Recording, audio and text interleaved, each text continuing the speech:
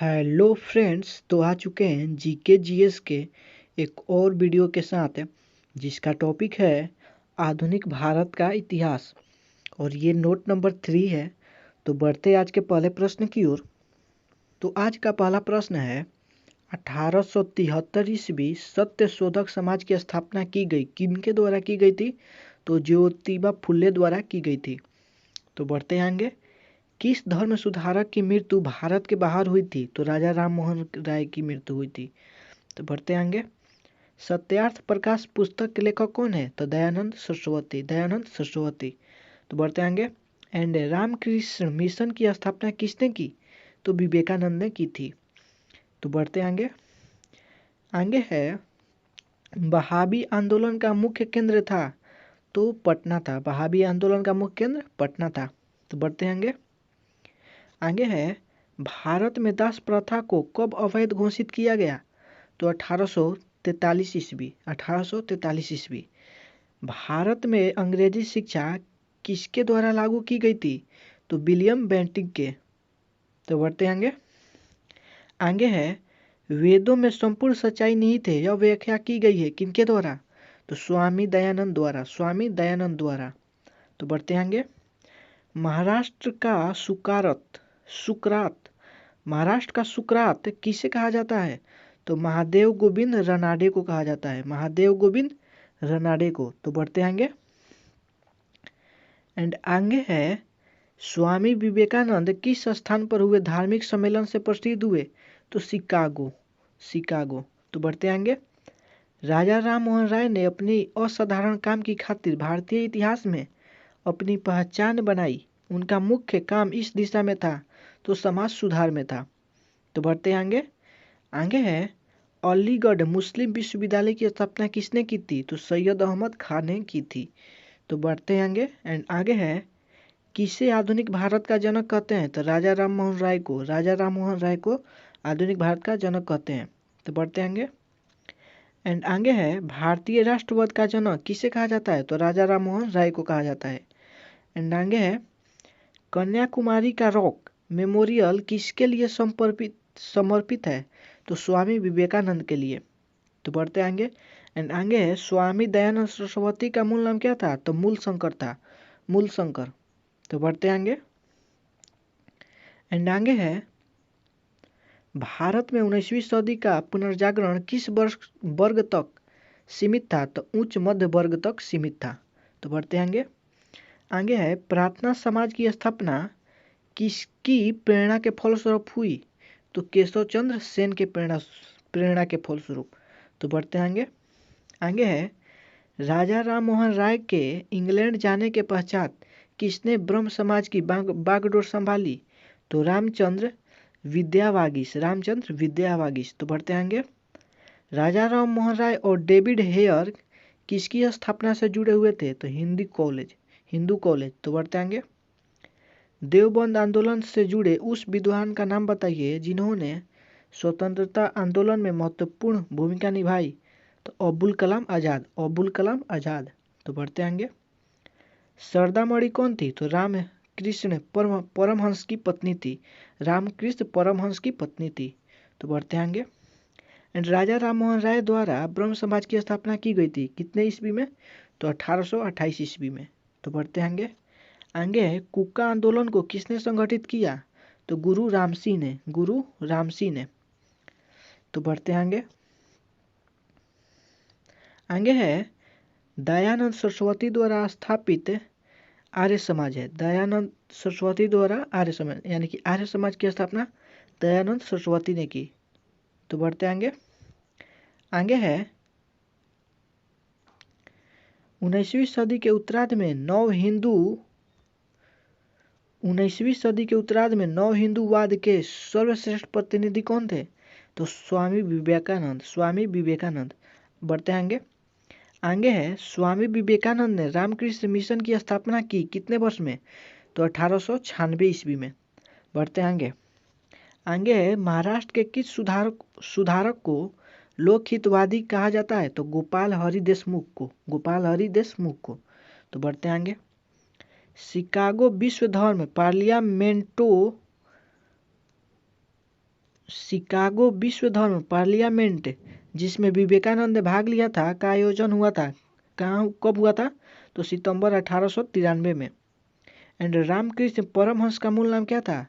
तो गदाधर चट्टोपाध्याय था, गदाधर चट्टोपाध्याय। तो बढ़ते आगे।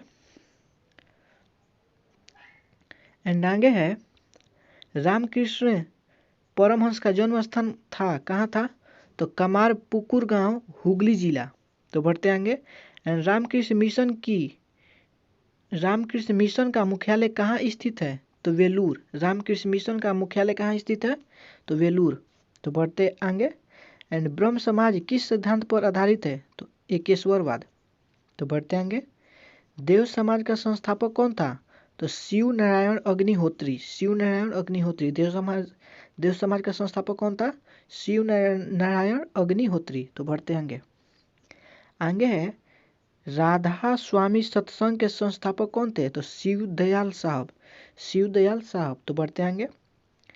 फारसी साप्ताहिक मिरात उल अखबार को प्रकाशित करते थे, कौन करते थे? तो राजा राम मोहन राय। तो बढ़ते आगे। एंड आगे है बाल विवाह प्रथा को नियंत्रित करने हेतु 1872 के सिविल मैरिज एक्ट ने लड़कियों के विवाह की न्यूनतम उम्र निर्धारित की, कितने वर्ष की थी? तो 14 वर्ष। तो बढ़ते हैं अगले प्रश्न की ओर। तो अगला प्रश्न है तहजीब उल इखलाक। तहजीब उल इखलाक के रचनाकार कौन है? तो सैयद अहमद खां। तो सैयद अहमद खां। और किसने कहा था अच्छा शासन स्वशासन का स्थापन नहीं है? तो स्वामी दयानंद सरस्वती ने, स्वामी दयानंद सरस्वती ने। एंड वेदों की ओर लौटो का नारा दयानंद सरस्वती ने ही दिया था। तो बढ़ते आगे। आगे है प्रार्थना समाज के संस्थापक कौन थे? तो आत्माराम पांडुरंग थे, आत्माराम पांडुरंग। तो बढ़ते आगे। किस व्यक्ति ने सर्वप्रथम स्वराज्य शब्द का प्रयोग किया और हिंदू को राष्ट्रभाषा माना? तो स्वामी दयानंद सरस्वती ने, स्वामी दयानंद सरस्वती ने। तो बढ़ते आगे। किस वर्ग को सर्वप्रथम पश्चिमी सभ्यता ने प्रभावित किया? तो शिक्षित हिंदू मध्यम वर्ग को। तो बढ़ते आगे। आगे है एम.सी. सीतलवाड़, वी.एन. राव तथा अलादी कृष्ण स्वामी अय्यर प्रख्यात सदस्य थे, किसके सदस्य थे? तो मद्रास लेबर यूनियन के, मद्रास लेबर यूनियन के। तो बढ़ते आगे। एंड आगे है अहमदिया कादियानी आंदोलन किसने आरंभ किया था? तो मिर्जा गुलाम अहमद ने, मिर्जा गुलाम अहमद ने। तो बढ़ते आगे। किसने विवेकानंद को आधुनिक राष्ट्रीय आंदोलन का आध्यात्मिक पिता की संज्ञा दी? तो सुभाष चंद्र बोस ने, सुभाष चंद्र बोस ने। एंड भारतीय पुनर्जागरण आंदोलन के पिता कौन थे? तो राजा राम मोहन राय थे, राजा राम मोहन राय। तो बढ़ते आगे। तो आगे है किस संगठन ने शुद्धि आंदोलन का समर्थन किया? तो आर्य समाज ने। एंड 19वीं सदी के महानतम पारसी समाज सुधारक थे, वो कौन थे? तो बहरामजी एम मालाबारी थे, बहरामजी एम मालाबारी। तो बढ़ते आगे। किसे भारत का प्रथम आधुनिक व्यक्ति माना जाता है? तो राजा राम मोहन राय को, राजा राम मोहन राय को। तो बढ़ते आगे। आगे है भारत के राष्ट्रपतियों में से कौन ट्रेड यूनियन आंदोलन से संबंध रहा है? तो वीवी गिरी, वीवी गिरी। तो बढ़ते आगे। एंड आगे है वल्लभ भाई पटेल को सरदार की उपाधि उनकी कुशल संगठन क्षमता के कारण किस आंदोलन के दौरान दी गई थी? तो बारदोली सत्याग्रह में, बारदोली सत्याग्रह में। तो बढ़ते आगे।